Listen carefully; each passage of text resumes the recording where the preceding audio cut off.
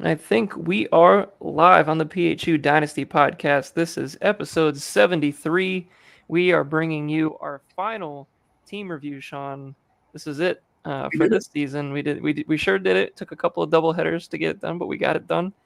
The 2024 Cheese Fries team review, the last team review, of course, according to the Dynabook uh, layout for their lines. They are ranked the best team by Dynabook. So, and I tend to agree with him, Sean, after doing the team review myself here. So after kind of looking through everything, it does seem like the best team, and we'll dig deep into it. But um, we've had quite a bit of stuff happen league wise recently.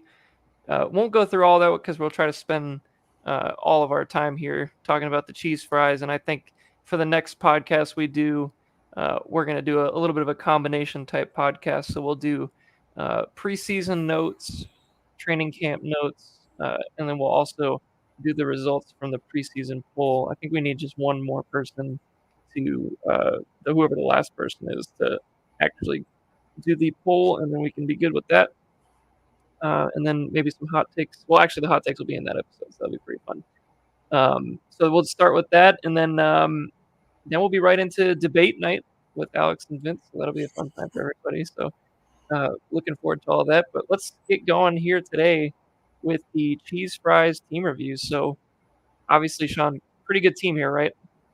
Yeah, yeah, it's a good team. Very good. Pretty good team. So let's start with the quick facts. So he finished fourth in the regular season standings last year with an 8-6 record. He had the fifth most points with 1703. Did have the easiest schedule last year with 1560, but did score a decent amount of points to warrant the playoff spot, obviously. Since 2018, he's been 36-45, which is good for the seventh highest winning percentage. So obviously, there's a couple of tank years in there. Trying to rebuild the roster, and it certainly seems to have worked as we start to review this year. But 461 transactions, tied or just below the fourth most for the league since 2018, and then the one championship win in 2018. Also had two runner-ups in 2015 and 17, I believe I saw as well. So a pretty nice 3-year, 4-year stretch there for the Cheese Fries. Towards the end of the 2000 teens, if you will.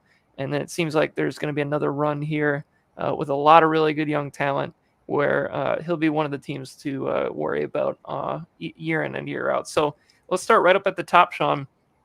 Quarterback's not a deep room, and it wasn't a deep room last year. There were some moves made to kind of get Dak on the roster, and obviously Anthony Richardson went down. However, both of these players, very good fantasy assets, obviously.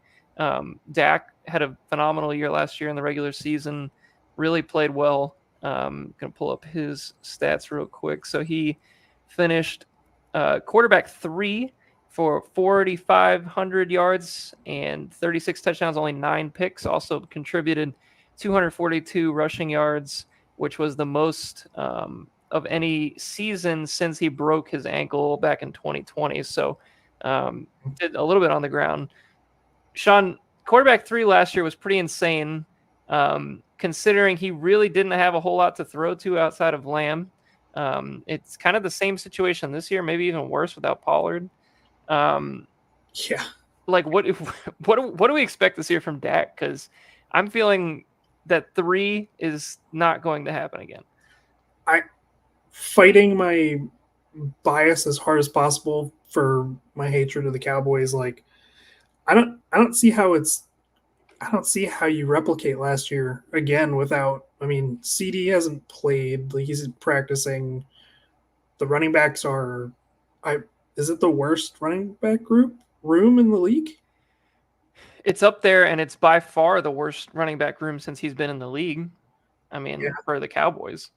And the offensive line is not your dad's offensive line for the Cowboys of like 10 years ago. They lost a lot of guys. They lost Tyron Smith, obviously. Connor Williams, I believe, went to the Dolphins, I want to say. Connor Williams is on the he's a center. On the Seahawks now. So they lost Piatish, went to the Commanders. Okay, yeah. That's a lot of quality talent. Like they're not. I mean, maybe towards the end of their career, obviously for Tyron Smith, but he's still solid. But I Mhm. mean, there's definitely a downgrade on the offensive line. And even last year, he had 39 sacks, which was the second most of his entire career. I feel like Mhm. that's going to go up probably to get to his Yeah. highest of his career. And I mean, they used the first round pick on a left tackle, but Tyler Guyton is considered pretty raw He was very coming raw. coming out of college. He's not very big like on his lower half, so like anchoring and like really like allowing the pocket not to collapse might be pretty tough at least to start the year. So that's something to keep an eye on. And then if they lose Zach Martin at all at any point this year, that offensive line is going to be tough. It's going to be bad. It honestly is bad. I mean, obviously Tyler Smith has been a nice pick for them.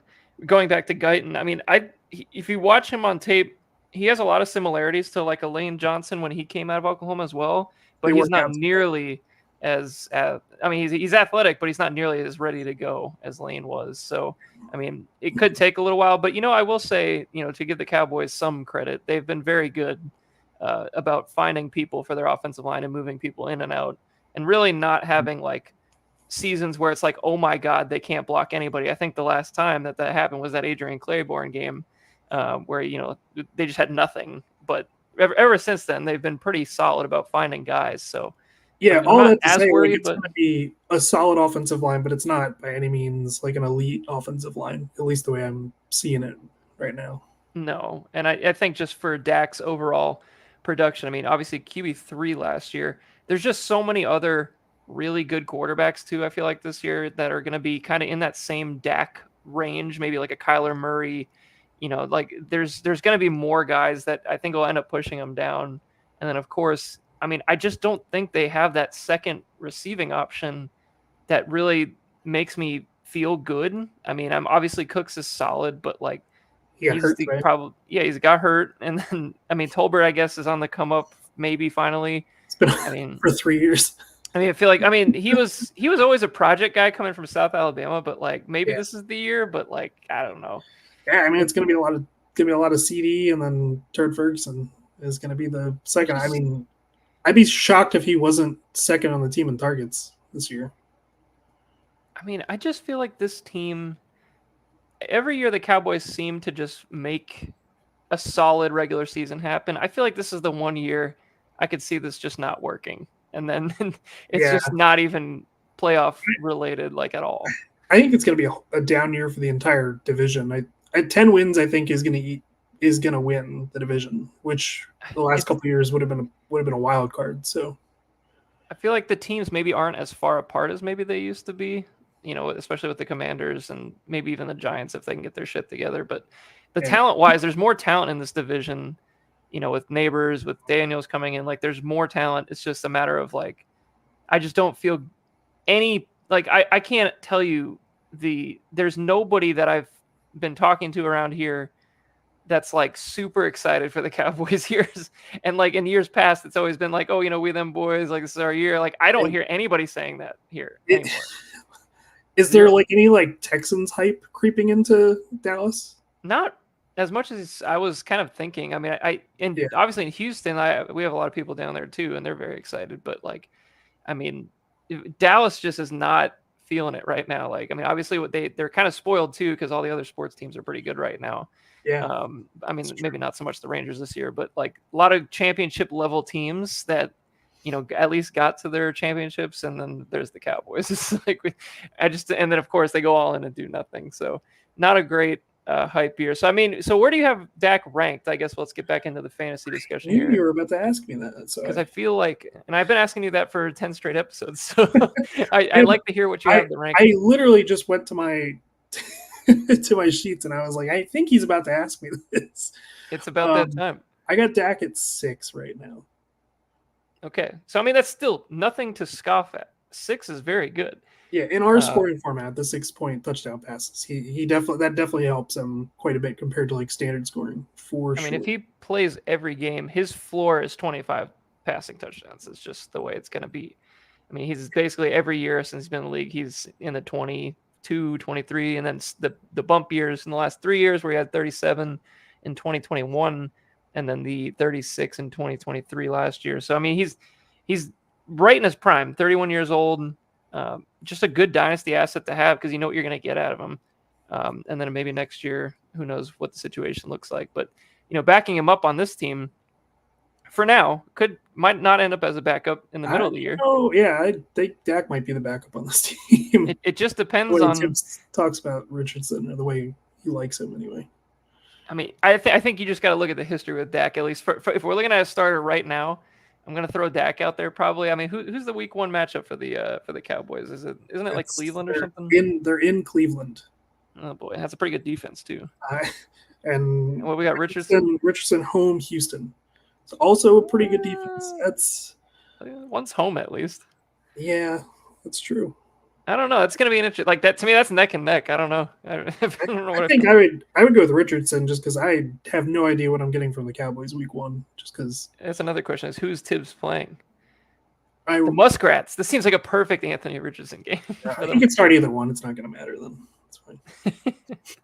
It's so let's go to Richardson. Obviously, he had a tough season with the injury last year.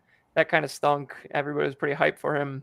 Coming into this season, seems like his shoulder's healthy. I think early on at camp, he had like a rest day because his shoulder wasn't like 100%.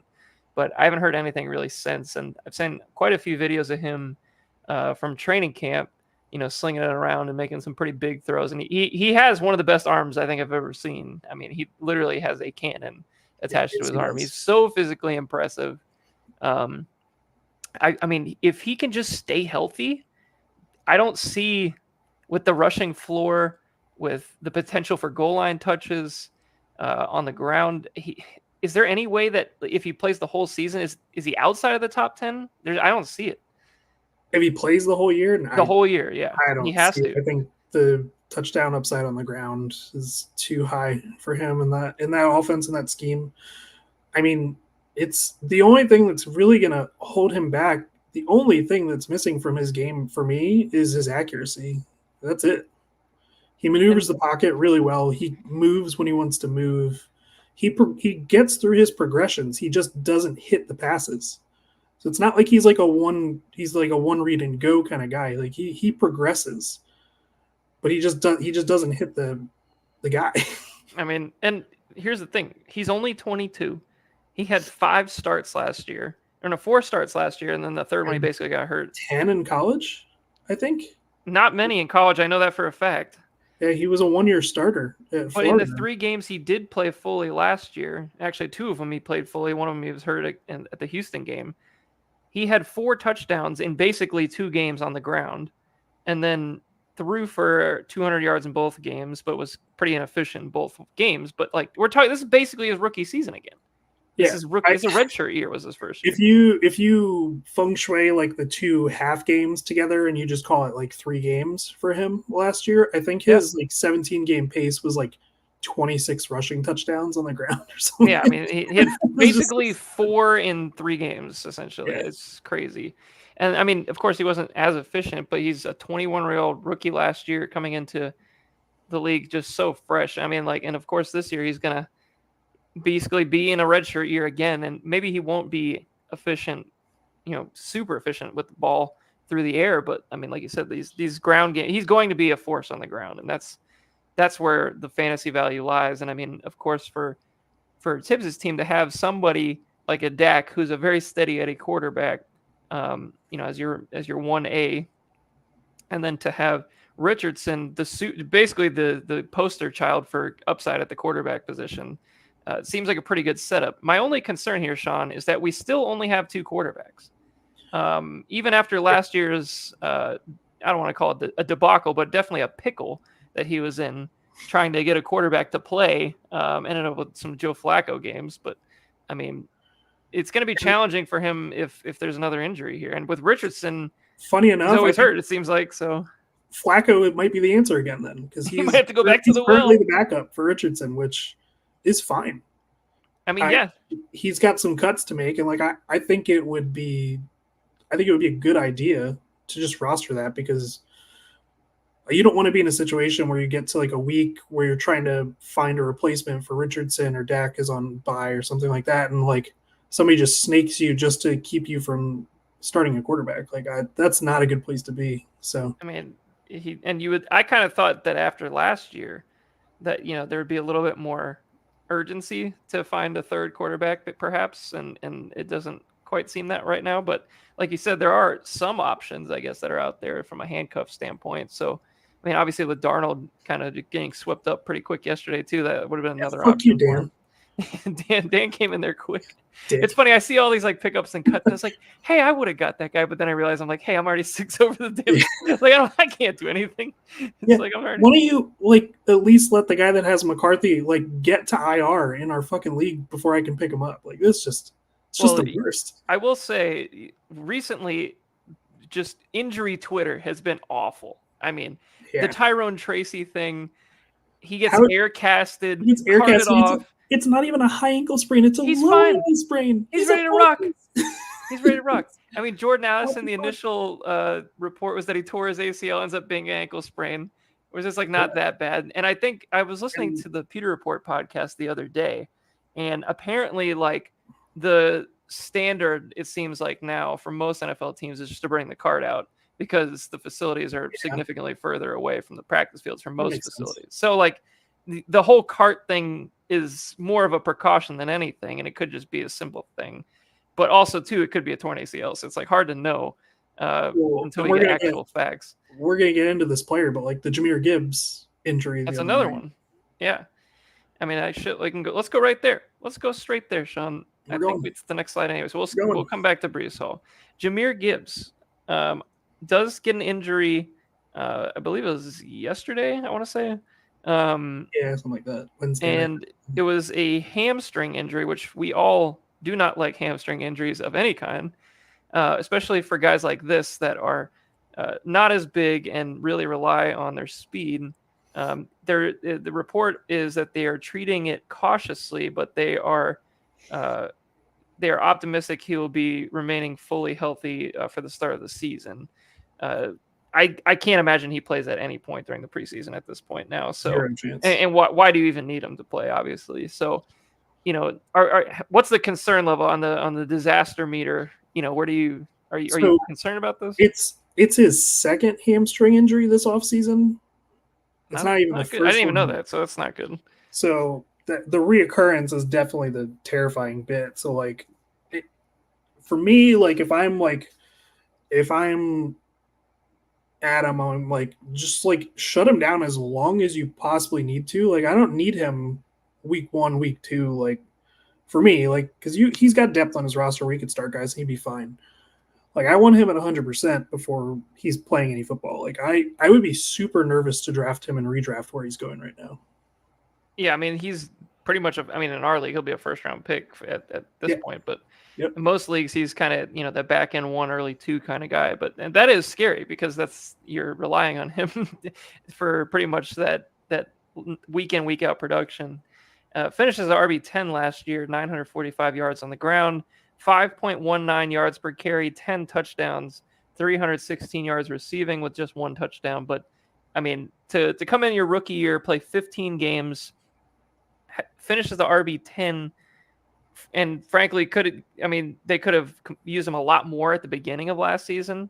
I remember there was a few games where he didn't really get a ton of snaps. I think it was his first game. He only got like 7 carries or so, 8 carries, something like that. And then really turned it on towards the end of the year. Assuming he's healthy, I would bet on an explosion year based on the usage towards the end of last season. But now this kind of has me a little scared, especially like you said, from a redraft standpoint. But I think if we look at Tibbs' team overall, especially his excellent running back room, there's plenty of depth here where if there was a situation that, this hamstring lingers and pops up maybe week 1 and ends up being an out situation, there's, I think 2 to 3 guys that could easily step into this RB2 role on this team. It's really not a terrible thing for Tibbs' team. But of course, you want your most explosive player, or debatably most explosive player, to be out there for your fantasy team. So let's go back up to Breece Hall for a minute here. So obviously, Hall, redraft standpoint, will be a top 5 pick in almost every single draft. In our draft, like a top 3 guarantee, it seems like. He seems to be fully healthy. What do you think about Brees Hall in general? Obviously, the Jets are a bit of a polarizing unit. Where does he? He has to be the engine that drives this offense, right? No, I mean I he think he might, does, but but I Rogers to Garrett Wilson could be the engine too. Like I don't think either option is bad. hmm. I I would prefer the running back if it's me, but I from watching Aaron Rodgers for the last decade, it's gonna be a lot of Wilson, a He lot of loves Wilson. his number one guys. He does. So, I mean, that being said, Brees Hall is still like easy top three pick. I mean, the guy can score a touchdown from anywhere on the field. Like that's you only get like a few guys that can do that in the league every year, and he seems to be that. So I don't. I mean, he's locked and loaded top three running back in the league for me. And then, I mean, if of course, Rodgers is going to allow for. I mean, I don't think any team in the league probably had more stacked boxes than the Jets faced last year. I mean, there was a stretch of games in the middle of the season where Brees Hall was extremely inefficient on the ground. I think he had like a couple of games where it was like 12 for 20 and just like horrible games, and that's just literally all because there's just no threat from at any point from the passing game. So I expect the efficiency numbers to go back up again.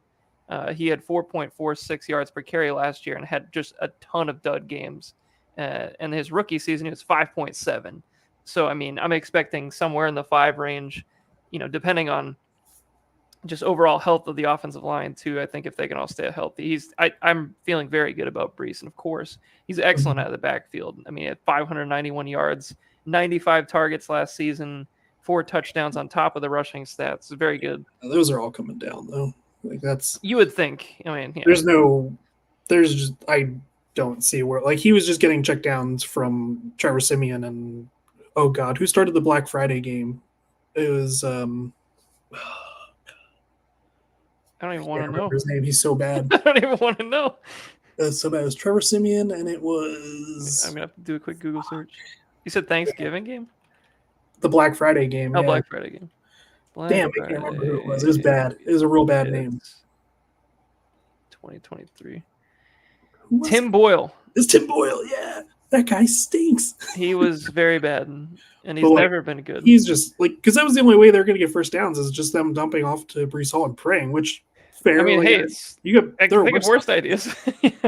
but Aaron Rodgers just doesn't hyper target his running backs like that. It might be a little heavier than like The previous thing is, years. he's just so damn talented. Like, I mean, if that's the way they got to give him the ball, then they'll do it. I'm sure.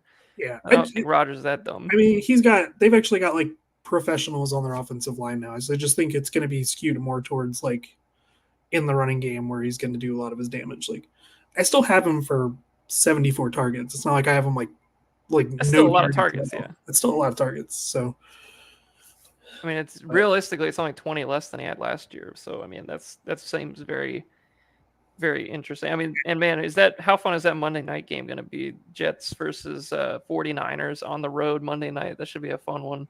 depends on who's playing for the Niners. Yeah, like whatever players they do have trotting out there, it should be interesting either way. At least Brock Purdy will be out there. I will say not that this guy hasn't like earned like some playing time because Braylon Allen's looked really good so far, at least from like camp and the first preseason game. But like, I don't trust them to give Brees Hall the workload that like a McCaffrey or like I think a Bijan's gonna get. I think they're gonna give Braylon Allen the ball a little bit, not a lot. Brees Hall's still RB3 for me, but like enough to where it's gonna annoy you. Yeah, I mean, I feel like those classic Packers teams back in the day always had that one guy that would kind of just spell in every here and there and just do some big people football kind of things like your John Coons of the world and AJ Dillons. And, they've always had that one guy that can at least, move the pile and make some plays through short yardage. In week 1, if Braylon Allen gets a goal line back, all of fantasy like managers are gonna just be panicking in the streets. Meltdown. Absolute meltdown. It's Lendale White all over again. Yeah. It's I don't know if it'll be like that. I just think Brees is too. I don't either. Brees is not a small back by any means. He's 220 pounds. So Braylon Allen's just fucking huge. Yeah, that guy's just he's 20. He can't even drink. Dude, he was. I remember like seeing a video of him like as he was coming into Wisconsin as like a 17-year-old. He started as a 17-year-old at He Wisconsin, which did. is just He was good. unbelievable. He And he was was good. very good. And then they changed their entire scheme, like I mentioned on the Braylon Allen podcast, I feel like whatever years ago. That they switched their scheme to a spread offense, which Wisconsin has never done ever, and completely like wrecked their running game. And then if you notice the two huge runs that he had in the preseason, I believe were both from the single back formation where he can get ahead of steam and see the hole. And he looks so explosive and huge and bowls over people. It's like this is what they should have been doing the whole time last year. And I think he's going to be a good pro. I just think he's going to be a good pro, and he's got so much time to work. I think he, of the rookie running backs that have played so far in the preseason, I think he's looked the best. He look. I mean, we haven't. I mean, obviously Trey Brooks Benson doesn't. didn't Yeah. look great, but Brooks we haven't seen. Well, But- we'll get to Benson. I got stuff. Yeah, that's. I mean, that might be for next podcast. But actually, no, we got him on this podcast. All right, well, Yeah, we got him coming up. yeah, we'll have I put him and Connor in the same range, so we can kind of talk about both. So let's go to our next back. Speaking of other backs in the same room as AJ Dillon, I guess is the segue I'll use. Josh Jacobs. It was a stretch. Josh Jacobs going from the Las Vegas Raiders to the Green Bay Packers. Kind of one of the more interesting, unexpected signings, I would say, of the free agency period. Gets a pretty damn big contract from the Packers. His age 26 season this year, which seems crazy because he's played 5 years already. He came in as a young back as well. He's entering this season coming off a 25 RB25 performance. Not a great year for him last year. 233 carries, 800 yards, 3.4 yards per carry, 6 touchdowns, no touchdowns through the air. He has never caught a receiving touchdown. He sure hasn't. Which is, I'm just seeing this now for 200. You're telling me this now for the very first time. I haven't seen this at all. 203 career catches without a touchdown catch. He's got last year he had Like 54 targets, 64 targets before that, 64 before that. It's not like he's not getting touches. Just hasn't happened, I guess. So Wild. but he's been very efficient on the ground. He's I think he'll many get one this year. He'll get one. It's gonna be some Jordan Love dump off screen pass or something like that. I can see it. I could see When they're curb stomping the Eagles week 1, they'll probably do it just to get him going. I wonder, has there ever been an RB1 season outside of his 2022 season that has not had a receiving touchdown? I feel like that almost like has to be. Like, I mean, maybe back in the day they weren't throwing to running back as much, but that's a pretty Imagine, crazy like, stat. Adrian To be the Peterson. RB1, AP was never much of a receiver. that's He true. wasn't Yeah, I mean, he caught passes, but it wasn't like he's in the same boat kind of where they catch passes, they Yeah. just don't score, I guess. But Mm-hmm. I don't know. I have to look that. That'd be a fun one to look up. Anyway, finished RB1 2 seasons ago on 340 carries, 1,600 yards, 12 touchdowns. I feel like this is one of the hardest guys to rank in redraft, and I'm not really sure where to go. So yesterday I did like a little, was it yesterday? I don't remember. I think it might have been today. I was doing like a little bit of a deep dive on Matt LaFleur. And I was just kind of getting an idea of like what this running back room is going to look like because Jacobs is difficult to nail down. Do you know what the most carries a running back has gotten under Matt LaFleur as an OC and head coach? He was the OC I mean, for he was the the OC for Titans the as well. Titans Yeah, in 2018. and that was kind of that was like early. And then he's been the head coach of the Packers since 2019. So I mean, I feel like maybe like 240, something like that. close. 236 That's pretty low. for Aaron Jones, and that was the year that Aaron Jones went nutso. Well, if we look at that and then kind of compare it to Jacobs' previous seasons, his rookie year had 240 carries. He had 270 the year after that, and then got hurt for a few games, had 217, and then, of course, the 340 carry year. But every one of those years, he's been in the top 15 backs, even with that number of carries. So do you think that's translatable to this season? Or? Other problem is that one was kind of an outlier season. The only other player that's had over 200 carries for him is Derrick Henry in a season. Yeah, or they're right around the 200 mark. So, and he was a freak. I just don't see where he's 225 maybe carries is probably the max I would want to go on Jacobs. and it's tough because he wasn't efficient last year on those carries. So it'll be interesting to see. Like the only thing that's giving him a bit of a bump right now is that Marshawn Lloyd does not look like he's ready to play football. I mean, I've read that, and I will say to counter that, I guess there's, um, I was listening to one of these other podcasts I enjoy, and they had some clips of LaFleur talking about Jacobs, and they were kind of mentioning that LaFleur, other than Henry, there hasn't really been that kind of workhorsey kind of guy that can play all three downs at any point really so far. I mean, Jones can do a little of those things, but like is not really a workhorse type back. Dillon is not much of a threat at all in the receiving game, so there's not really that. So I feel like this might be the first like real shot that they've had a guy that can truly do those carries and do those numbers and snaps. Now the question is, he is not 22 anymore. He's not 23 anymore. So like maybe, there were definitely some signs last year of maybe a potential slowdown. So who knows what that actually looks like? But they seem to be very, just in press conferences, very excited for him, and that gives me some hope. But I do think there's a lot of a risk, especially from a redraft standpoint, because I think he's going to be going relatively high in those drafts, especially our draft. That Yeah. it is a little bit scary. Where do I have him? I've got him as a low end RB2. So like a finish, like 18 type finish, something like that. Mm-hmm. I mean, and that's kind of in line with a couple of his seasons that he's already had with similar carry numbers that you were mentioning. So, I mean, I think you could draft him very comfortably as a 2, but maybe with some limited upside based on the fact that he might not have it in the tank anymore. But yeah, we'll see. I think it's going to be really important that he isn't giving up any goal line work to AJ Dillon, which I would go with Jacobs. Dillon's just struggled. I think Dillon's cooked, man. I just don't see it. They've been talking him up a little bit. He lost weight in the offseason, which is always like he's in the best shape of his life. Yeah, he's one of those guys this year. And the other thing is, LaFleur loves to throw when he's on the goal line. He does. He throws a lot. So and they have a zillion guys to use. Yeah.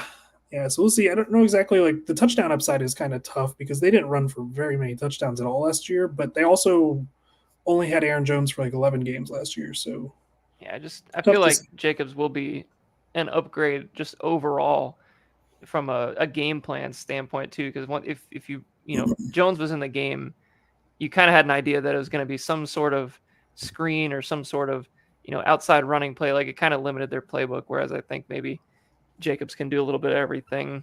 Next guy on the list, Rachaad White, Tampa Bay Buccaneers. We have all the plenty of Bucs fans here on the podcast that would love to talk about Rachaad here.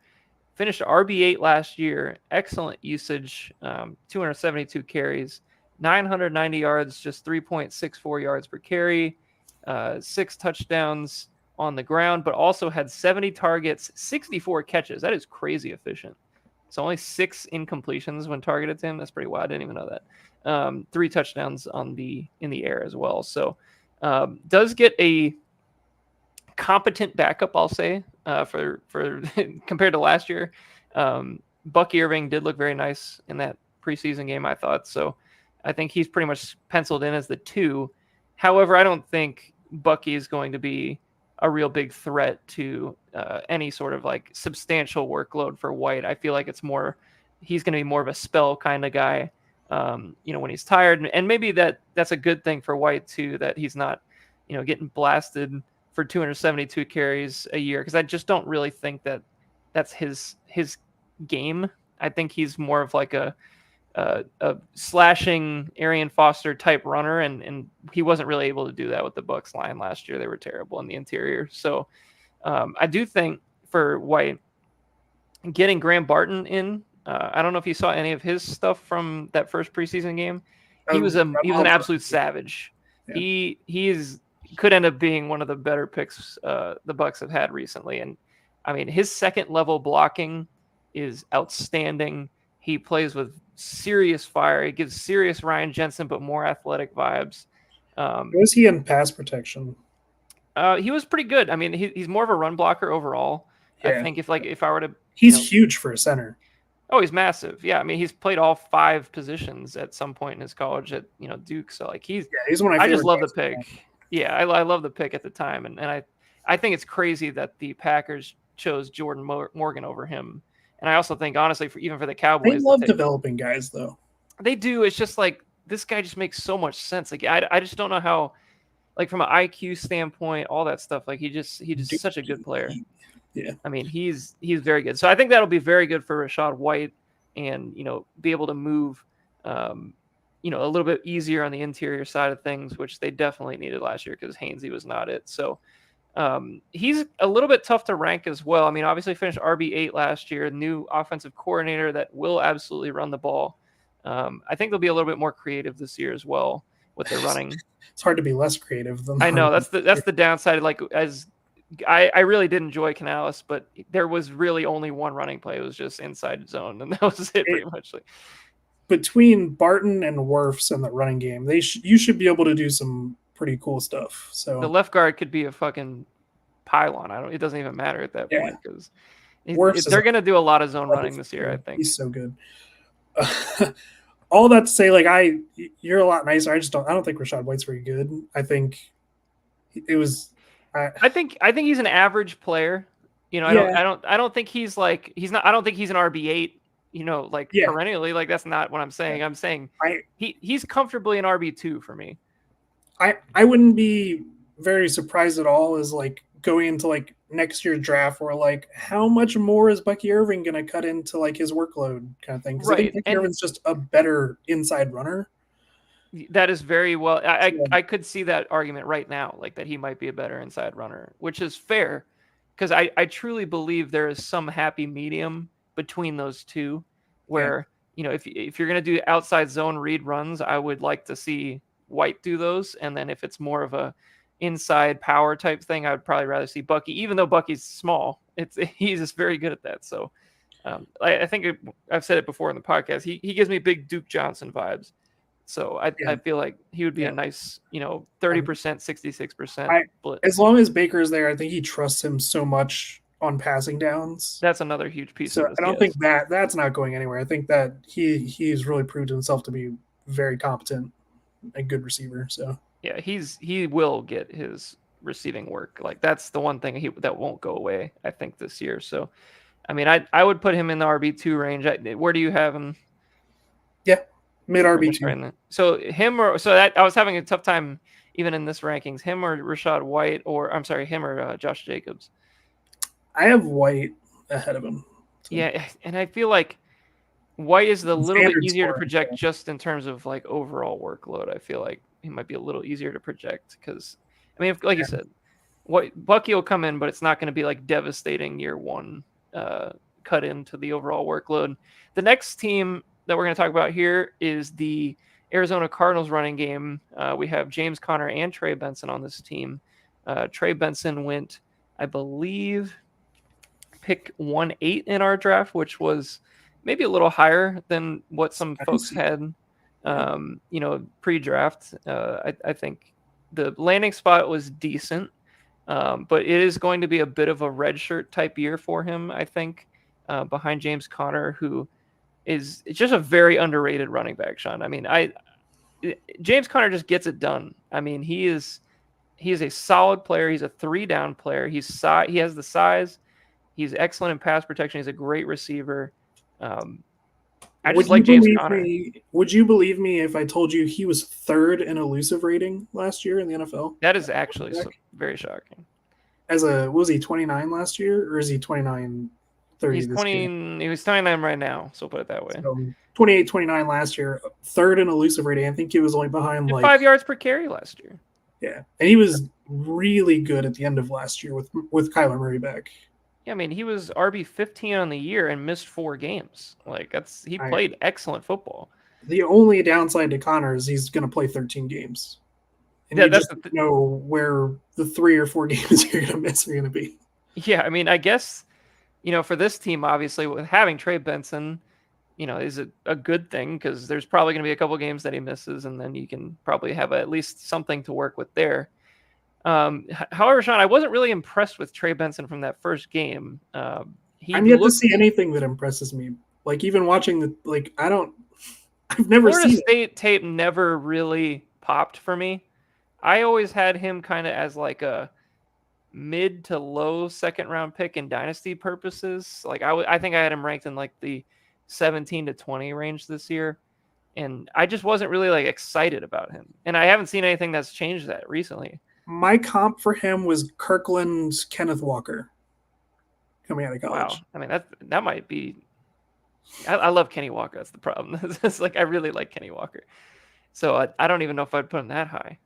I mean, Yeah. he just kind of gives me like late stage Leonard Fournette vibes. Like he's just looks like he's slow, man. Like I don't know what it is. He's currently the RB4 on that team Which on is their depth chart. I think didn't Benson run like a stupid fast time at the 40? I think so. It Yeah. just doesn't translate. It just He's doesn't look good the at same. he's really good with his pads off running a straight line for sure. He's a good athlete. I don't know. He's And got a maybe I'm talking shaky too much shit knee. about Trey Benson without seeing a whole lot of him, but the what I have seen hasn't really impressed me. That's the problem. So like until then, I want to see something else. He's still behind a Demarcado that's barely practiced, and he's getting outplayed by Michael Carter. And if you're going by sleeper projections, DJ Dallas is he's ready for 8 points week There's one. that. So fire him in the lineup. Shit, I might put him in my flex. I got to trade for him though. So anywho, I just feel like this any concept of Benson eating into Connor's workload seems very unlikely to me at this point. Yeah, he really seems like this year's Tank Bigsby, which is convenient.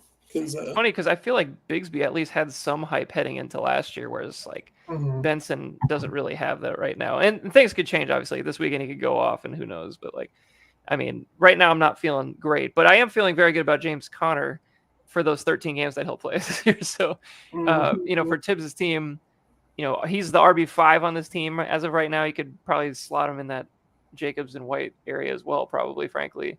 I've got them both, but that's on a 17 game projection. So like, I mean, that's probably all. They're all in like the mesh together. I think it's all pretty close. Yeah, to me, they're all in that 15 to 20 ish range at running back, and for this team to have that kind of depth, especially when we're about to get into the receivers on this team, I mean, this room is one of the best rooms for the entire league, depth wise. There's youth, there's some middle age.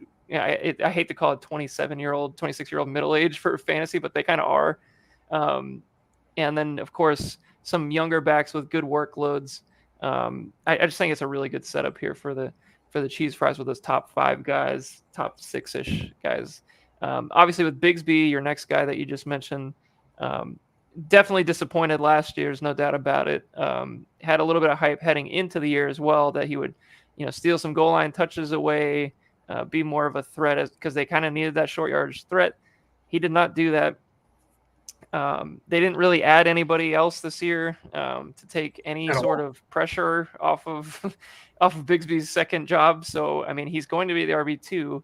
Do you see any jump this year, Sean, or is it going to be a little the same, you think?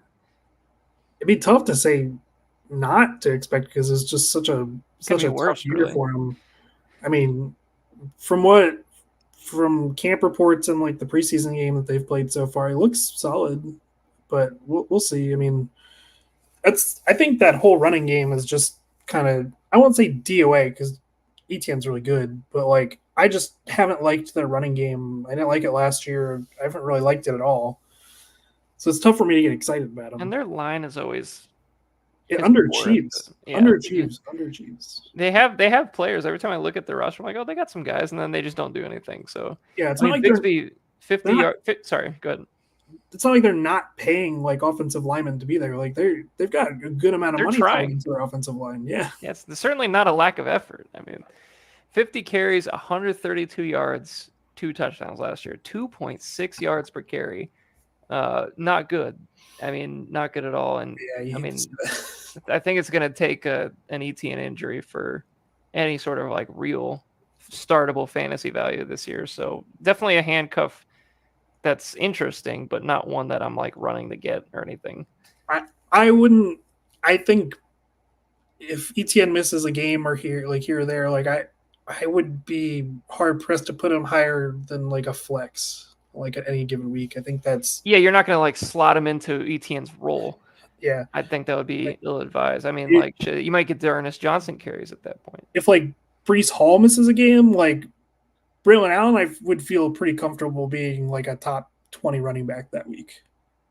Yeah, I mean, we just haven't seen him do anything like with Yeah. Bigsby. Like it's just there hasn't been anything to give me hope that like even in the preseason, like I mean that one game of Braylon Allen looked better than Bigsby's anything he's done basically at any point. So it's like we just need to see something to feel good about that, and I just don't see that yet. So Jalen Wright had a very good first preseason game, very explosive, pretty much kind of what we saw in on the Tennessee tape. Very explosive outside runner.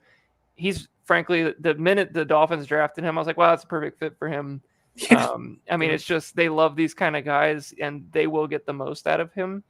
I guess the question now becomes, if these excellent performances in preseason continue, like does this become a three-headed monster at running back, or is this more of a top two situation, or even just one guy? I feel like it's going to be a hot hand situation, Sean. I I don't I don't see like I can obviously see Chan or Mostert missing time. Tough position, Yeah, either one of them. and Both of them, yeah. neither have shown that they're very durable running backs so far in their career. So like they'll get on the field at some point. If they're both healthy, I don't see him really getting on the field that much. But like I'm trying to He's a like go against 21-year-old rookie too, so it's like I'm trying to go against my bias because like I just did not like his tape like whatsoever, which is like so common for me and like anybody coming out of Tennessee apparently. So I guess I got to reevaluate that because like everybody that comes out of Tennessee in that system, I just don't like whatsoever. it is a awful system like to watch. Like Tennessee's a hard watch for me every year. Yeah, so that'll be something I'm probably gonna have to reevaluate. But I mean, he I really looked think good he's in the preseason game, and you're right. Like it's just such a perfect system for him to just get out and go on the outside, which is his game. I mean, that's the only thing he did in college. So if that's where the disconnect was for me this year. Watching his tape, it was just outside run after outside run after outside run. And if that's what they're going to ask him to do, then great. I mean, but he did have a couple runs in the preseason here, this first game, that were inside and very nice, well blocked. And he will get what's blocked for the most part, but he has a tendency to bounce outside runs. But that's great in this offense because they're so good in space, and I think he's a good back. So I mean, he has plenty of room to reach his potential, I think. I'll be curious to see who ends up getting the kick returns this year in Miami. They got so many options. If you know when you're watching this or watch it later, let us know because I'm really curious because they have so many. They do have so many options. I mean, but Wright could be a guy. I'm still out. I still want to see Eric Ezukanma. I love him. I just want to see him. I love Dolphins number 4 receivers. It's one of my favorite things to do. It's Preston Williams, Eric Ezukanma. This year they drafted Taj Washington before he got hurt. I loved him. Malik Washington, I actually really liked a lot. I love all their number 4 receivers. So just whoever they draft, they never end up doing it. Hey now. 10 years ago we'll talk. But yeah, and then who was that? Oh my God, there was another one. Oh, Vince would know for sure. I loved him. I'll come back to that. But there was a really good, like 6th or 7th round receiver that I liked like 5 years ago that never did anything, but I liked him a lot. All right, so then the last guy on the list here is Isaac Guerendo. Has been banged up pretty much since he got to the team, it feels like. I haven't seen anything new recently. Let me see if I can find his page here. Let's see. Slated to miss time. Expected to be sidelined multiple weeks due to a hamstring injury. That was 17 days ago. So, like, I haven't seen anything recent on him. But he was always a little bit buried anyway here, I think. Yeah, stupid good athlete, but he's like 2 years away from being a year away. Kind of like football player to me. So. Which is tough because he's going to be a 24 or 5-year-old rookie as well. It's not a great setup. I'd be pretty comfortable just cut. He was a 3.8 pick this year, so he was a pretty high pick overall. But it seems like he's going to roster.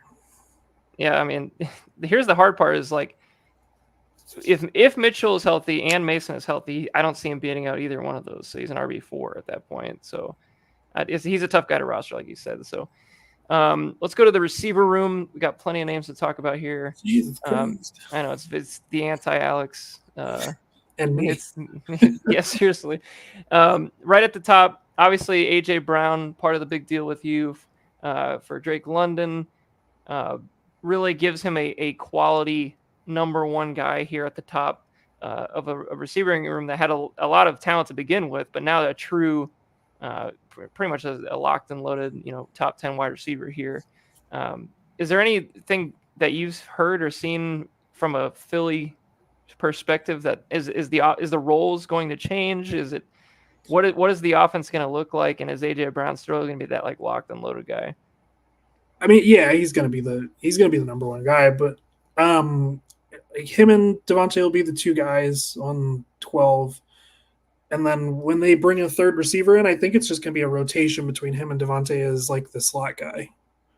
Just That'd be awesome. Because because I love a good slot. A number one receiver being in the slot yeah, is pretty cool. yeah, Kellen Moore likes to move his top guys around, which makes sense. I mean, he did it. He even did it with Mike Williams a little bit in L.A., which is he's such a classic outside X receiver, but like giving people different looks is always a good option. So I think you'll see that quite a bit because I think the third best receiver on the roster is probably Johnny Wilson, which is insane. Yeah, I So think I saw he got hurt today, I think, or yesterday or something, but which kind of stinks. But yeah, mm, I mean, AJ Brown he's good. He's very good. So I don't think there's going to be any real change to his overall status, and especially in this. And then Garrett Wilson, I mean, he seems locked and loaded for a gigantic target share once again. Um, he has a real quarterback potentially if he stays healthy this time. Just actually having a real quarterback to throw to him this year, it feels like this.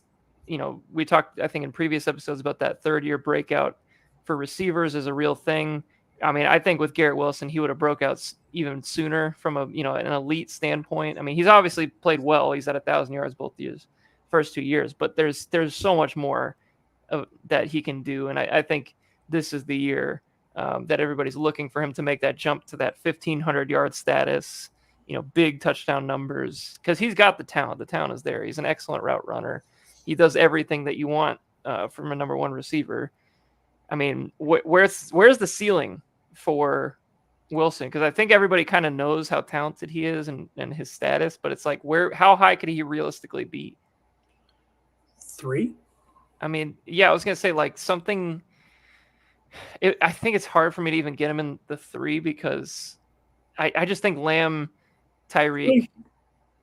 I mean, I can't see him if both of those guys are playing this season. I just don't see him getting past those guys. Like he'd have to score 15 plus touchdowns to really. Yeah, it'd have to be an unbelievable year. Yeah, but I mean, possible. Hey, Rodgers did it with Devontae Adams. Like, I mean, it's tough to say that he can't, but I think they're going to get pulled into that run game just enough with the talent of Breece Hall that, like, I don't think he's going to have insane volume.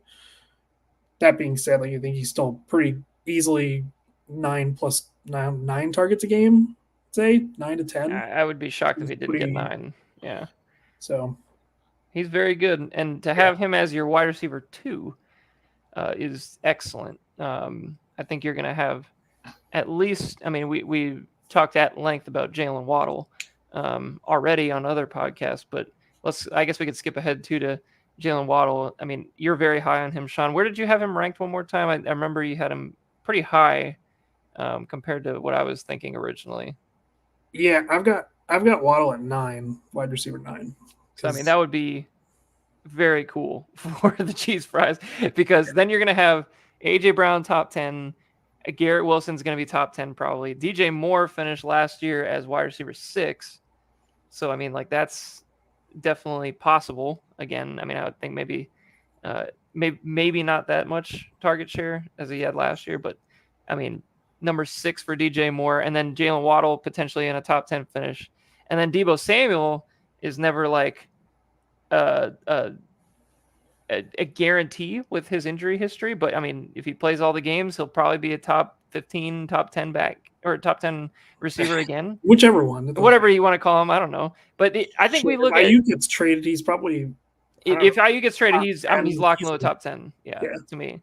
So, I mean, at that point, you got 5 receivers on this roster that could conceivably finish in the top 10, and really with not a whole lot of argument against it. I mean, I feel like those guys, on top of having 5 running backs, so you're talking 10 total players at the skill positions for flex spots. This team is deep. This team has very good top end talent. This team is young, good talent. Um, I am scared of this team. I am not looking forward to playing this team. And then obviously we'll get into the tight end room, but they got an upgrade there as well. These top 5 receivers all have a chance to have huge years, and I really think that the Chiefs Fires have done a masterful job of using their draft capital that they've had recently to go out and make some specific moves to get that top end talent to match with the depth and not give up too much of that depth. They've done an excellent job. So um, I will pour a little cold water. I don't see DJ Moore. I don't think he's got an outcome where he could be a top 10 receiver this year. it would be challenging because of the fact that they did bring in 2 very good receivers to help him this year. Last year, they didn't really have shit. So he's never really had target competition before on a team. I would say this year, I think he's still the best receiver right now on that team. What do you have him target wise at? 112. Okay, so that would be in line with a couple of his Carolina years where he had 118 targets in 2 different seasons. Yeah. And both of those he finished in wide receivers 17 and 19. I've got him as like a low end wide receiver 3, high end flex right now. Interesting. Okay, so that's, I mean, it's definitely not where he's going redraft wise. No, I'm not going to get any DJ Moore this year. That's for sure. It's so hard for me to project. So like, because they've got 3 really good receivers and like, but rookie quarterbacks there's just so much to ask, even for as good as Caleb Williams looks. I'm going with history on my side, where I just kind of pulls me back just a little bit from like wanting to go crazy with these projections. Cause like Keenan's I can't see Keenan not getting 100 and around like 110, 120 targets. Like I don't see how that's it's just any injury. less than that. It's just injury. And Rome by the end of the year could be the best receiver on the team because he's really good. I mean, I think they just have done such a great job of getting talent into that room and just letting the dogs fight it out because they're going to be great. The only thing I'm really worried about with the Bears truly is just Shane Waldron, honestly. Yeah. Like that's probably like the last, like it's really not a huge deal from a fantasy perspective, but like he's not a great offensive coordinator. So I'm not feeling that a ton, but at the same time, there's just so much talent here, and Caleb is so good off the script that they're all gonna eat if they're helping. What could help them, it could hurt them too, but like I don't think the running game is going to be very good because I think they're going to commit too hard to the wrong guy. But I think you're going to see a lot of shotgun type formations to make Caleb comfortable like he was in college. mm-hmm. And I think that will bode well for Swift and obviously like screen games and those kind of outside type deals, but I'm wondering if that's going to be kind of a detractor from the other 2 backs where, I mean, obviously Roshan's good, but for Khalil Herbert, I don't think it's a great fit overall if they're going to try to do that offensive scheme. So I don't know. I agree. I feel like the running game might not be as good as maybe we're thinking it's going to be. And I question like how fast paced the offense is going to play with the defensive head coach. That's another great point. It seems like Eberflus has been, just watching Hard Knocks too, like pretty hands on with Caleb Williams so far. Yeah. Oh, did you watch episode 2? I did watch 2. I haven't seen. Is there another one that came out this week? No, it was 2. Okay, so I wasn't sure if I'm behind, but yeah, it seemed very good. Yeah. Dude, was that edge that got 3 sacks in that game? Booker? That dude Austin Booker. That guy looks nice. Yeah, he I remember I was watching a Peter Port podcast where they were talking about some edge rushers towards the middle and the end of the draft, and Booker's name kept popping up in multiple things I was reading and hearing. I never really watched them though, to be honest with you, because I just never got around to it. But it seems like he's gonna be pretty good. So he's got the motor for it for sure. All right, so moving down the list a little bit more, we got Josh Downs. He was one of the injury sufferers I think it was a couple of days ago, or maybe even last week. But Downs goes down with a high ankle sprain, confirmed with an MRI. Seems like his recovery time is going to be 4 to 6 weeks. So it's going to be very iffy for the opener on September 8th. Might be a 2 to 3 type week injury into the season, depending on how he recovers. But I think we're in agreement that this offense is going to be a run first offense, with most of the red zone targets not really coming from receivers. It'll be lots of running plays, and I just don't know, even if he was healthy, how much volume would actually be there for him to take that next step. I mean, last year he did have 98 targets, but that, I think a lot of that was boosted by the fact that Gardner Minshew is the quarterback, and a lot of over the middle, short run and go kind of plays. I like Josh Downs as a player. Don't get me wrong. I'm just a little, even for like Adonai Mitchell on my team, I think there's going to be some lumps taken for Anthony Richardson's first year, first of all, and then I just don't think there's going to be a ton of volume right away. But maybe I could see a lot more in the future. Yeah, I think the passing volume on this team is just enough to carry one fantasy relevant receiver this year, and that'll be Pittman, more likely. I mean, Pittman's he's going to get his targets. I was so ready before that injury to put on my hot takes that by 2025, Josh Downs was going to get drafted ahead of Michael Pittman.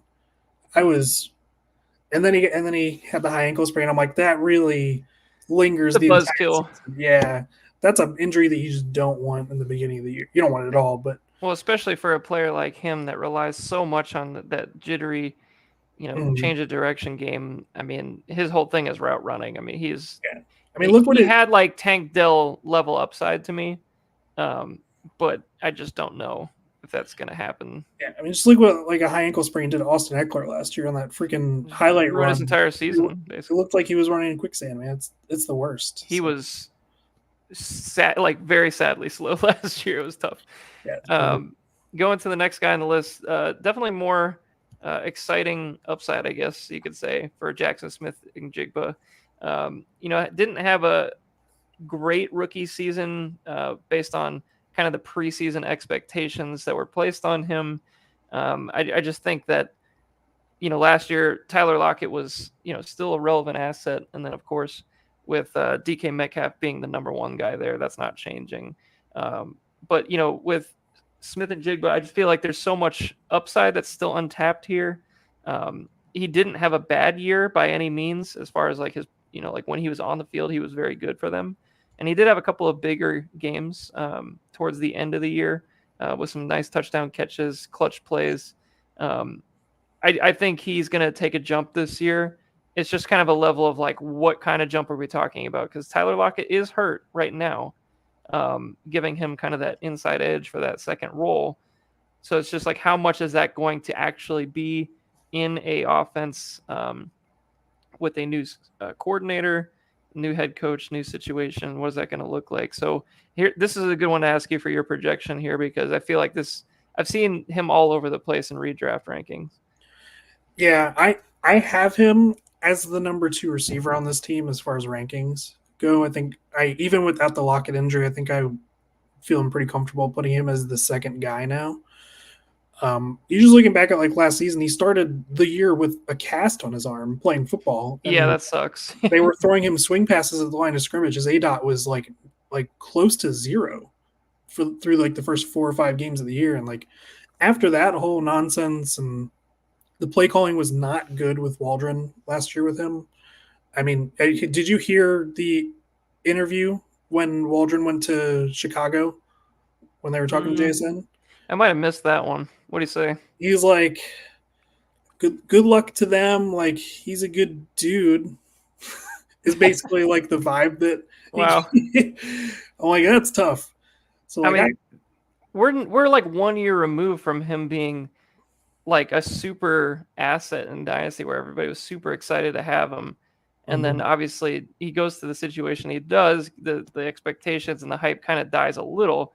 But the talent, he was always a 5-star talent. Like this is a guy that everybody was clamoring for in the season leading up to that, that kind of lost year for injury for him. But I mean, I still think there's plenty of reason to believe he should be a very good receiver and a great dynasty asset. Yeah, Now that Tyler Lockett might be kind of declining at this point in his career. I've got him in a range with like the Suttons, Hopkins, like in I was gonna say, there. where do you put? So like, here, how about this? How about Odunze or Smith and Jigba? Adunze. Okay, so that was pretty easy for you. Like I feel like they're kind of in a similar boat where it's like, okay, what's the workload look like? I don't. How much overall production are we going to see out of that? But Adunze is just such a better receiver coming into the NFL than he was. hmm. I don't think it was. I don't think it's close. I don't know. I really like Jackson Smith. I love. Don't I get do me wrong. too, I love Odunze, but but Adunze, I that'll be an think interesting one. If for you get, hey, me, what do you? If anybody's out there listening live, who would you rather have coming out? Because I just that remember JSN was like a big time process, but I also think that last year at Ohio State kind of knocked him down a peg. outside of Chase, I'm trying to think of another year where I would take a receiver over Adunze in He's like the really last. good. I mean, Neighbors was kind of just like the fact that all three were in the same draft. This could be a crazy. It's so good. Like they're all franchise receivers. Like they are all going to be so good. Yeah, I don't know. There's not really another guy that I've gotten like this. I mean, Mike Evans, 2014 is 10 years ago when they had that crazy class where it was like Sammy Watkins, Odell, Mike Evans, Kelvin Benjamin, all kinds of crap. Irresponsible to say before like anybody's played a week, but this class has so much potential to be. The talent is there. There's no doubt. It's there. It's so good. So I guess that kind of answers our question on Lockett. If you think you're going to overtake Lockett this year, I feel like this is probably going to happen. I can't imagine many people saying that Lockett's going to hold the number 2 spot by the end of the year. I feel like that's not going to happen. And Lockett is a good bet and a good candidate too to just become a slot receiver. I mean, like he's kind of got the vibe for it. So he's a quality player. So I'm not going to write him off at all. But the injury is not ideal. I don't even really know what his injury is. Actually, I think it's a leg injury of some kind, isn't it? It's just old. He says McDonald described his injury as a little something going on with his leg. That's great. That's hilarious. Mike McDonald might be my favorite coach now. That's hilarious. So leg injury, 31 years old, not a great combination. Moving on to our next guy. Oh, sorry.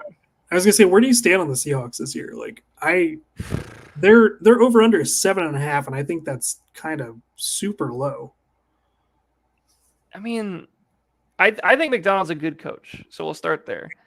So I think the defense is going to improve. It can't get much worse. You cannot. I just don't love Geno Smith. I think he's mid. I think we've already had that conversation. So then I think if you combine those things, like they're just kind of a mid team. Like I don't see a ton of upside here. I think I would put them in the tier with like the Cowboys and the Eagles this year. Yeah, I mean, I can't really argue with that. Like thinking like maybe not the Eagles. I like the Eagles a little more, I think, but I mean, the Cowboys seems reasonable. I mean, like they have more talent, overall on offense than the Cowboys do. I mean, I would take their offense probably at this point, but I mean, I like Kenny Walker a lot. I think Charbonnet is excellent. I mean, their offensive line is improving. That's the biggest thing for me is Cross and Lucas, are they going to be what they were as rookies, or are they going to be hopefully what they were last year? Right. So they're going the wrong way. It's going to be interesting. I mean, I think they'll be one of the more interesting teams to watch. Like if they get off to a hot start and everybody's buying into the coach, they could actually be like a pretty decent playoff contender. But I could see it going the other way too if Geno Smith turns into a pumpkin. Yeah, I got 3 teams in that division making the playoffs currently. Well, yeah, I mean, I think there's a lot of good teams to watch in that division. That's for sure. Moving down the list, Jahan Dotson, frankly, not a good camp right now here for him. It's not good news today. Not good at all when you're battling against Olamide Zaccheaus and De'Ami Brown. I mean, not ideal. Not ideal. Yeah. It's not great. Uh, De'Ami Brown he, does suit Jaden Daniels very well as like a receiver though, yeah, I so was that's gonna not say, surprising that he's looked good. it's interesting because I mean, I obviously know a decent amount about De'Ami Brown because I drafted him very high. Well, not very high, 210, I guess, but he was always going to be a project coming into the league, and I don't think he was ever really a great idea to have be like a top receiver. So I mean, as a field stretcher, I think it's a great role for him. That guy couldn't run Um, a 9. I'm telling you. he was one of the best go ball receivers I've watched in the last 5 to 10 years at Mhm. North Carolina. So I mean, like there is a world where he is somewhat relevant, but I feel like he's more of like a best ball kind of option at this point. But the problem is like if you're looking at Dotson, Dotson is kind of in that same build, that same type of player. I mean, I think but Dotson got a little bit more in terms of route running and all that kind of stuff, but he has not impressed. It's been 2 years since he's been a first round pick. He hasn't broke 600 yards in either one. He had that first, that little stretch during that rookie year where he had caught a bunch of touchdowns, but Mhm. there hasn't been a lot of good buzz on Dotson, and I'm starting to lose a little bit of hope here now with all this news about the wide receiver too. I just don't feel good about him. I think Yeah, that's all I I'm can right say. there with you. I think it, this is definitely like a you're gonna know after this year whether he's a guy you can keep on your roster or not. Right. I mean, this is third year. We talk about third year breakouts. Like this is kind of now or never for him. So next on the list, Jalen Hyatt, uh, literally a Diami Brown type of player. Just kind of runs straight. These And freaking Tennessee guys. yeah, well, I think if you watched any Tennessee football, you knew that this guy couldn't run a route. I mean, No, there's just I think it was him and Tillman on the field at the same time, and Tillman actually like knows what he's doing, and you can see it. He was the pro ready guy out of the two. I it's am, Jalen Hyatt's comp, Scott Potter. dude. It's not that different. The only thing is like the only difference is Scott Potter would run those like drag routes, those like 4 yard drag routes. I don't see Hyatt doing any of that. So, I mean, he's a tough projection. We'll put it that way. But that's a good one. He definitely has Wesley the Village hands issue. Virgin Scott Potter. Yeah, the hands. If you got the ball in his hands, he was phenomenal. But it's just a matter of getting it there. Um, yeah, that's a good one. I just feel like Hyatt is one of those guys that I wasn't high on him to start with. I don't see it improving. He's not in a good situation. I I don't don't like any see of it. how he's at best. He's like the third wide receiver because I And think even, like his ceiling is still just like a deep threat. Like I don't see him developing, and I could be wrong, but I don't see him developing into like an outside perimeter route runner. I just don't see that. So I mean, for that reason, I mean, he might be a bye week filler at some point in his career, but at this point, I don't feel good about him.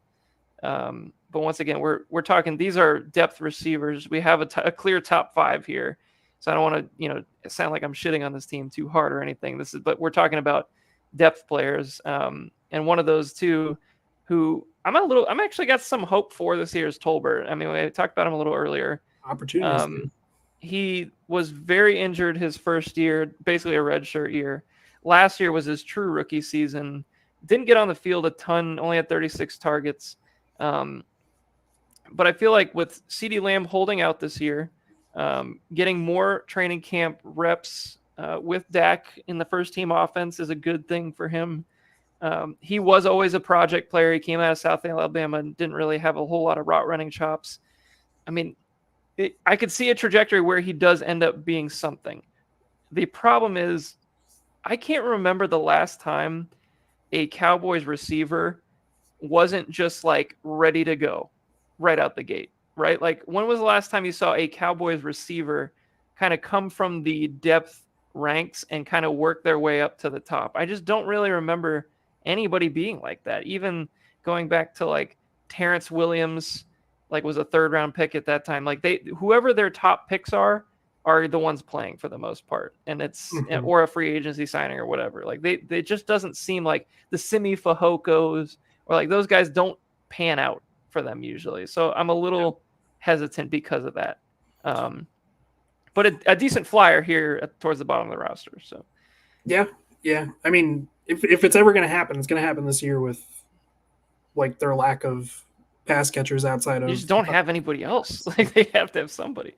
Like Really, if he's going to be a guy, he should definitely be overtaking Cooks at this point. Like, if he's not overtaking Cooks like by the end of this year, like I don't see it ever happening because. And Cooks went down today with a knee injury, so I mean now or never, like you said. Next guys, okay, so we're getting into the hodgepodge here towards the bottom, so I don't want to spend a ton of time on these guys. But we did mention Malik Washington. I am a fan of his game. There is an outside chance he gets a role in this offense pretty much as soon as Odell Beckham inevitably gets hurt, if he's not already hurt. It's on the pup. There you go, on the pup. So there you go. So he's got a shot. I just think he's a good overall player, and he's just loaded with speed, which is, of course, perfect for this offense. So, I mean, in the event of an injury, it's almost like a handcuff for him. He does feel like a handcuff, and he's not Tyreek Hill. I don't want to ever put him in there, but he's got a lot of like similarities. Like if you watch him play, he's very, very like frantic looking when he just runs around. It looks like he's always got his hair on fire. So I kind of like the way he plays, and I could see something there. I'll be honest with you, Sean. I don't see a whole lot with the rest of this group. I mean, Mingo apparently he's having a good camp. So was Terrence Williams last year. Yeah. I mean, I just don't feel good about Mingo. I didn't like him coming out. I just didn't see it. But I mean, not a great high second round pick. And then that kind of backs up with Sky Moore. Hey, now Bo Melton played some good football last year. He's not bad. He's not a bad player, Sean. He's also the fifth receiver on the Packers. It's tough. If Bo Melton wasn't so buried on the depth chart, I'd like him a lot more. But I mean, he actually like had some moments where it's like, all right, this guy got something there, and he's fast. I mean, you know, I just think he's a nice little player, but I don't know how he gets used at all this year unless there's injuries or something. But Sky Moore is basically dead. Rashad Bateman apparently having a good camp. They are trying to make it happen. They are forcing that to happen. He's always hurt. He played on like a really fucked up foot last year. Yeah, so, I mean he's been hurt a lot, and then last year he played through an injury. So, I mean he's still young. He's only 24. Like I guess there is a chance that he has that post-hype breakout, but. The best you're gonna hope though is just like he looks good on the opportunities he gets, because like he's still gonna be the at best third option in the passing game on a low volume team with Derrick Henry running the ball. So it's just not gonna he's not gonna have any fantasy relevance this year. But if he looks good, like when he's on the field, like I think that's somebody that's just kind of worth a stash, whether maybe he finds himself on another team or I got an extension. Something shakes up. Yeah. Which that doesn't mean he can't get moved or. Yeah, I mean, I'm sure there's some sort of out in that contract, but yeah, I mean, out of all these guys, he's the one that like has some upside left, and then Cowing is kind of just a rookie stash, so I'm sure he'll be small. Good. He's very small, but he's actually a good receiver. So that rounds out the wide receiver room. Very good room overall. Lots of top end talent, some upside guys towards the middle, some somewhat easy cuts towards the bottom. Let's go into the tight ends now. This room has changed quite a bit from last year. Made a big trade, obviously, earlier in this offseason to pick up Mark Andrews at the tight end position, which, frankly, was really the only thing truly missing on this team heading into this offseason that was a glaring need for this squad. And we had lots of conversations. I'm sure he had lots of conversations with multiple teams trying to get one. He ends up getting one from Dan. The trade was Mark Andrews, Isaiah Likely in a fourth for Michael Pittman and Jerome Ford. So, for Tibbs' team, Michael Pittman was kind of in that, hodgepodge of receivers that he has. So it made a lot of sense to trade some of that depth and, get a real upgrade at the tight end position. So I really like that move for Tibbs. And I just really like Mark Andrews in general. Obviously, like you just mentioned, he is the number 2 in this offense, if not the number 1. Depending on how you look at Zay Flowers this year. But he is kind of if you look at Todd Monken in general, he's always used tight ends a ton. And they are the number one guys for his offenses usually. So Yeah. I um, mean, I per love game, him. Mark Andrews was the tight end one in our format last year. Somehow Mark Andrews only 28 too. I feel like he's been in the That's league forever. yeah. He's been this is his 7th year, so yeah, another young guy. And I'm old enough to remember when Mark Andrews was not a good prospect. Like he was not a guy that really anybody was looking at. He didn't block at all in college, and I'm just surprised that he ended up breaking out the way he did. But he's been the model of consistency when he's been healthy. So I'm high on him this year. I feel great. Who's gonna get excited about a prospect named Mark? Yeah, I mean, just Mark Andrews, just such a Mark Andrews is the most uninspiring. yeah. It just sounds like it sounds like an Austin Hooper type. It's just like one of these, just like meh. But I mean, even then, I just feel like he was such a underrated or not under unheralded prospect. I should say nobody was really on his trail for quite a while. And then, of course, getting his handcuff here, which is the joke is he's the big tight end handcuff. Isaiah Likely is a very good receiver. And I still find it crazy that he doesn't have like true standalone value in this offense. And at some point, like he's too good of a receiver to just not have on the field to me. But both years since coming into the league, he's kind of been a 300, 400 yard guy and filling in on bye weeks. But he's looked great when he's filled in. So, for Tibbs to get him packaged with Andrews is a great bet for him. So I like both those guys. And then Dalton Schultz, a good solid, 2 to 3 for this team. We know what he's probably going to be this year. I feel like maybe it goes a little bit down with Diggs coming in. Where do you have Schultz in your rankings, Sean? Because I've seen most of the time I've seen him in the redraft world, it's kind of been in that 12 to 15 range, somewhere in there. And I think that might be a little high for me. 19. So I guess we're kind of in agreement there. I think there's a lot of solid tight ends this year, and it's easier to rank him lower. That's kind of where I'm landing on him. Yeah, he just kind of feels like a bit of like a roster clog this year, anyway. But so yeah, I mean, and like, when are you going to start him? Highly doubt he's going to be started, even when Isaiah Likely, if that were to happen, where Andrews misses games, I think you're going to start Likely there. You're going to start one of those two guys, and I'd rather sit on a prospect like a Theo Johnson than to hold Dalton Schultz that's never going to start. So, like I said, just kind of feels like a roster clog in this situation for his team. Yeah, and then Theo Johnson, high upside rookie, super athletic. The Giants seem to be pretty high on him. He's getting first team reps, which is pretty rare for a rookie.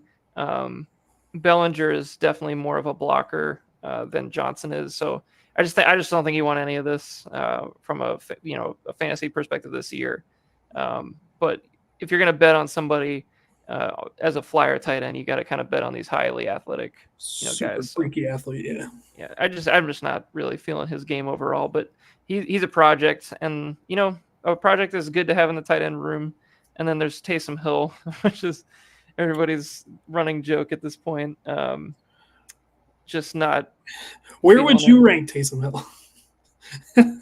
Bro, I don't know, man. Like, if you look at the tight end stats, he's been a top 7 tight end every year for the last 4 years. And he had 2 threes mixed in there. So it's like you can't not think about him, even though you don't want to think about him. But he's not somebody I want on any of my teams, so I don't really want to even say anything. When I did my projections, I did him with the running backs because it was the easiest way to like transfer the stats around, and then I just had to copy his entire row in my sheet. It's so weird. Move him over to tight end. It's so stupid. Got to be one of the weirdest players in the history of fantasy football. Honestly, like, he's just so strange. Yeah, he should just be a flex. Just only make just call him flex. I guess there's just so many leagues without flexes that fuck him. He's not available then. You don't get him. He's just a lost player. Yeah. He doesn't exist. That'd be great if his fantasy player did not exist. That'd be funny. That is funny. You got to rank him somewhere. Yeah, 16. That's where I am. Sure. Sounds good to me, Sean. Sounds good. A short list here on the special teams units. This is one of my Ooh-wee. bigger concerns, actually.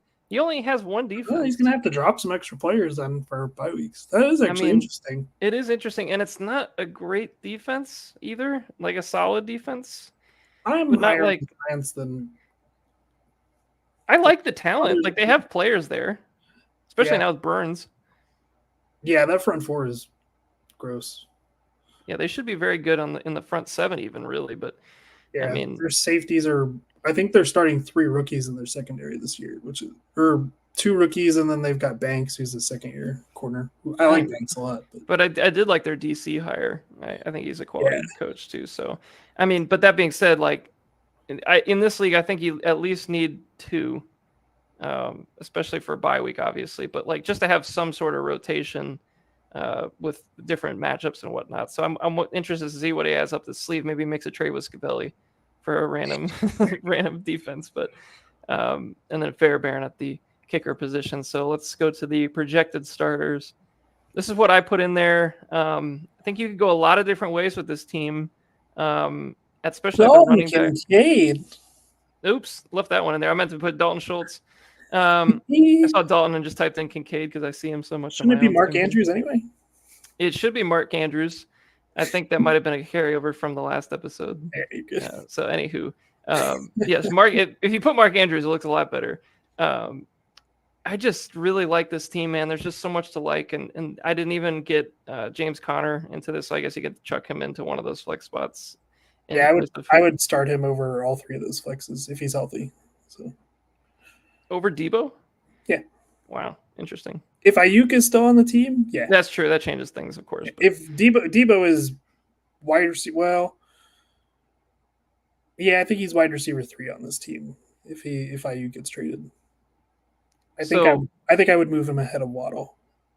Okay, that's fair. Maybe close though. That I would have to do some. He's going to get a zillion touches, so no offense to you, but I want to see it happen just for like the chaos of like having everybody having to like redo like the rankings. Oh, the chaos would be incredible. Dude, everybody on San Francisco would just get a huge bump. Yeah, I mean Kittle goes up. Kittle, I would consider it like tight end 1. If I mean, he certainly has everything there for him in that scenario. Yeah. This team is a really good team. I think it's the clear number 1 right now for me. Just in terms of like how it looks on paper, the overall depth. I don't think many other people in this league are going to disagree. I guess that brings us to the cuts, Sean. You know, where do we go cut wise? And we try to do this on all the team reviews. I think there's some easier ones towards the bottom. Yeah, like I said, I think Schultz is a potential one. Really? Just because like the roster clog, like what do you need him for? What is it that you do here? Like, I mean, would you keep Schultz over Johnson? Yeah, no, I would keep Theo Johnson. Why wouldn't you keep the guy that actually still has some upside or has? It's because it's the Giants, man. I just don't trust the Giants. They could have a new quarterback next year and it could be complete. Yeah, I mean, I don't know. I think Schultz at least can like function in a pinch where Johnson can't. Yeah, but like, I would rather have Taysom Hill than Schultz. So there's just not a lot there anyway at that point. You might as well just give it up. So like one of those 2 guys, I think, like just from like a roster construction, I think they're kind of irrelevant. Like they're never going to get played. If you're never going to play a guy, why is he on your roster? Yeah, I guess.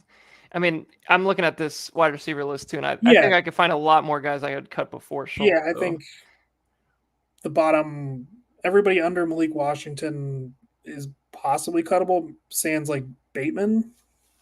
Yeah, like Bateman, and then like maybe Mingo for draft capital reasons, but Hyatt's cuttable. Yeah, Hyatt's a tough one. If Dotson doesn't win a starting job at the beginning of the year, I think he's cuttable. I agree. Like if we get to week 4 and he's not doing much, like he is in consideration for a cut.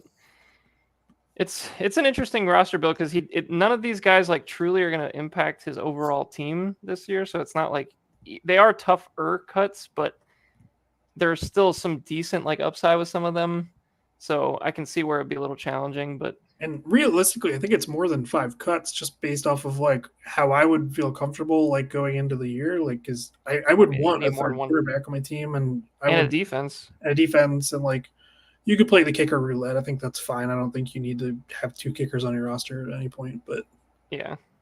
unless you've got like one of the like dudes or something. But Yeah, I mean, I think we could probably find 5 out of that group. So I mean, yeah, I don't see yeah. it's not going to be too hard of a crunch here for the cheese fries. So anywho, that will wrap up our last team review, an hour and 30 minutes in. That's just about right.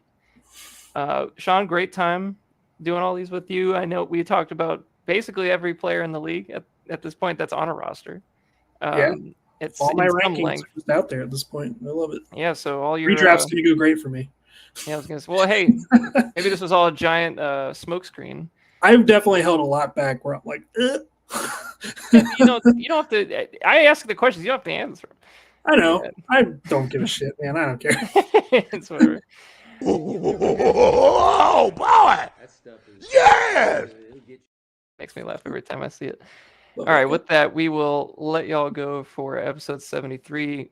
Be on the lookout for 74 sometime. Might try to run one next week, and finish out the preseason here. Get some preseason notes, all of the survey results, everything. Looking forward to the next one, and we're almost at football, everybody. So gear up. See you later.